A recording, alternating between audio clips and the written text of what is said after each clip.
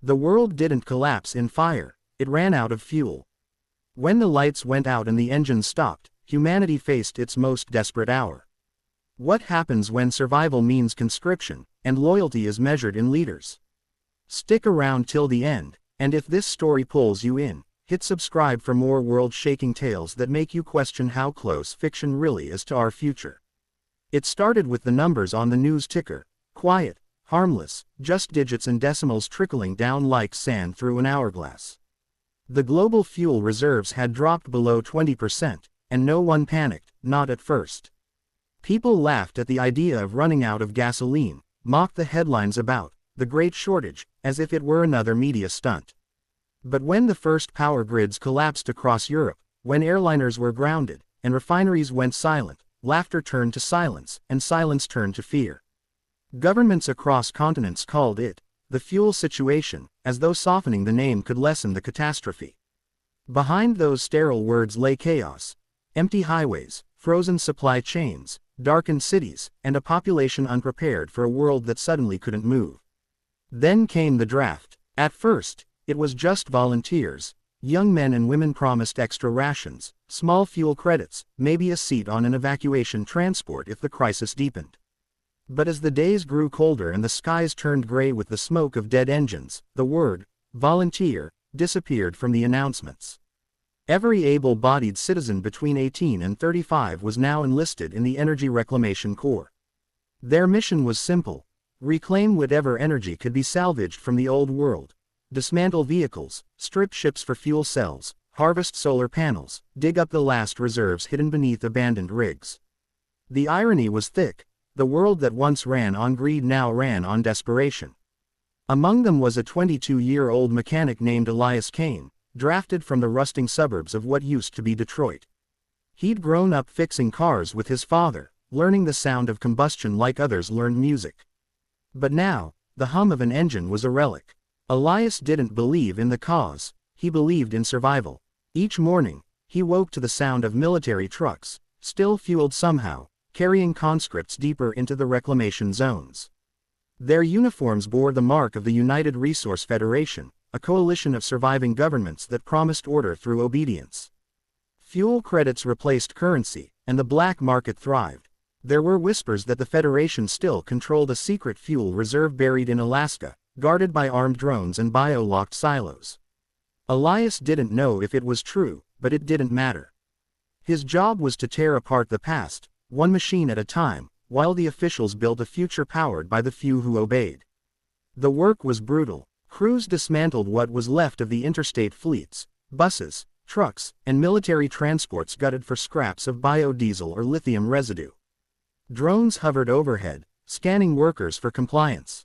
Anyone caught siphoning or hiding material was immediately reassigned, a word everyone knew meant disappearance. Still, the hunger for power, both literal and political, burned hotter than any engine. In the camp where Elias was stationed, he met Mara, a woman his age, sharp-eyed and unflinching, drafted from the eastern colonies. She didn't talk much about her past, only that her younger brother had been taken during the first wave of the draft and never returned. She'd joined to find him, not to serve. Together, they scavenged through the remains of a collapsed refinery, ghosts in a graveyard of rust. One night, under a sky dimmed by pollution and absence of light, Mara whispered that she'd found a map, coordinates hidden inside a broken terminal showing the location of Vault 9, a rumored facility where the Federation stored its real reserves. Elias didn't want to believe it. Believing meant hope, and hope was dangerous in a world ruled by ration cards and fear. But something in her eyes, fire mixed with sorrow, pulled him in. The next weeks were a blur of secret plans.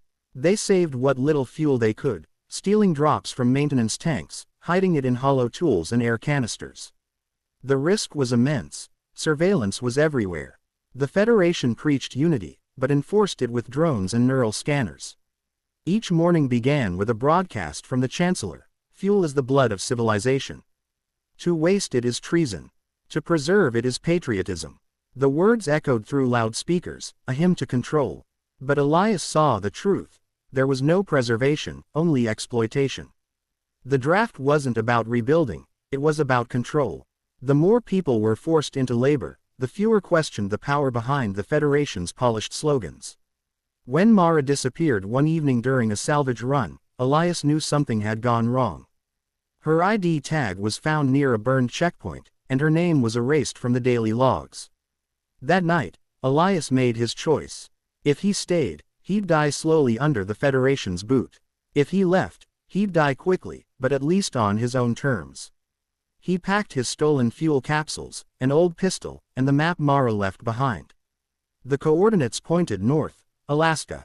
Vault 9. The journey was madness. The roads were dead, the air frigid, the skies filled with the hum of patrol drones.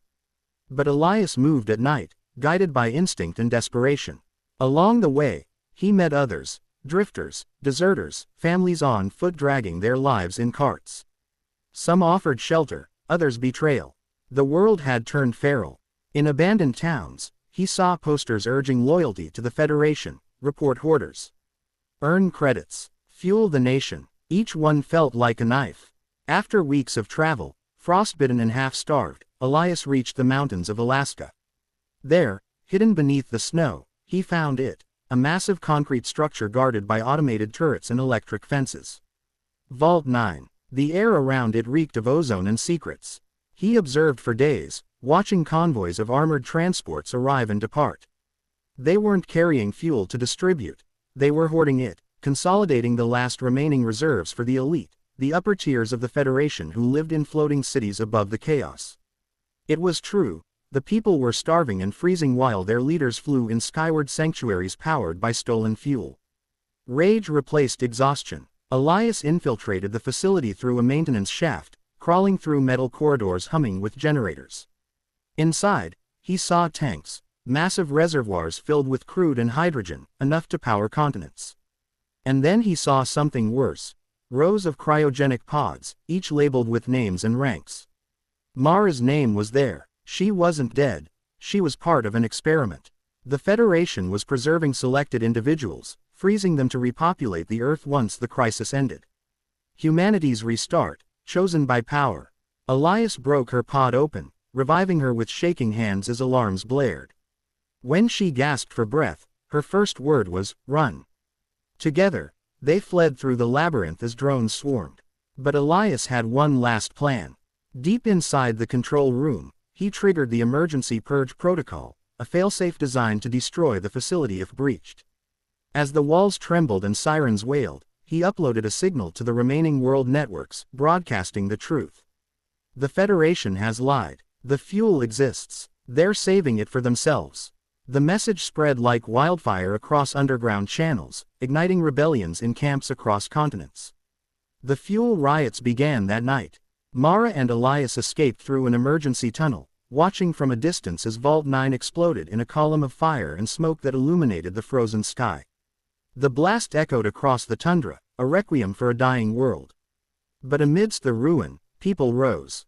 The draft collapsed, soldiers turned against their commanders, and the Federation's grip began to crack. For the first time in years, there was no order, just freedom, raw and terrifying. Elias and Mara became symbols of defiance, though they never sought fame. They wandered south, carrying the story of what they'd seen, spreading hope like contraband. The world would take decades to heal, but the truth was out. The end of fuel didn't mean the end of humanity. It meant rebirth. Months later, as the last of winter thawed, Elias stood on a hillside overlooking a valley where makeshift turbines spun in the wind. Children ran among solar arrays, laughter blending with the hum of new energy. It wasn't perfect. Nothing ever would be, but it was alive. He looked at Mara, who was sketching the horizon in a tattered notebook.